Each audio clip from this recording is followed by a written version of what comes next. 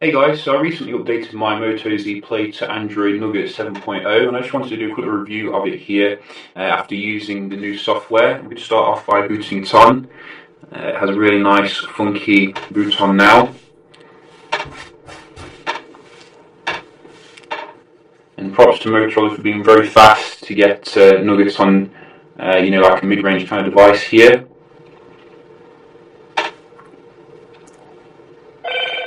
Hello, Moto.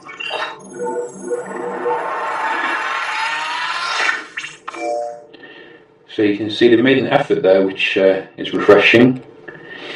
And I have been checking out some of the features here of Android Nougat on the device. So let's just log in and see, what it brings to the table. So one thing I did notice is that we're getting this Android messages now, which is something which is quite new apparently. It looks exactly the same though to me as the old messaging app, but there could be some new features in there somewhere. Obviously we're getting the Nougat drop down now, which is nice. Also your multitasking as well support.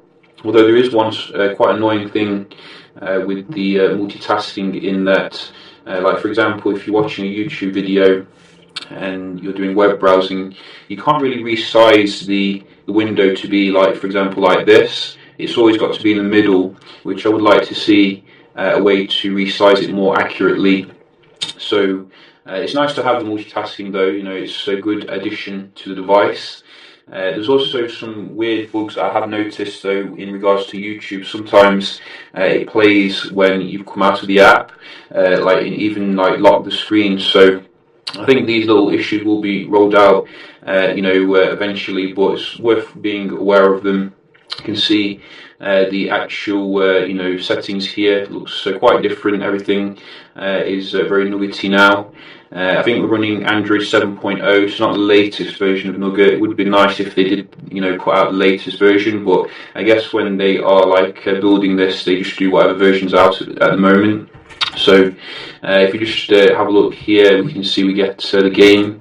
If you want to play that, or do we? That is a good question. We do get a cat face, but I'm not sure if the game actually does come up. So if we just look at the camera, I was expecting some changes here when it comes to the camera, but they haven't really gone that far as for example Samsung with their Nougat update. It looks pretty much identical really in regards to the UI. You do get a pro mode obviously, but there's not really much changed at the end of the day.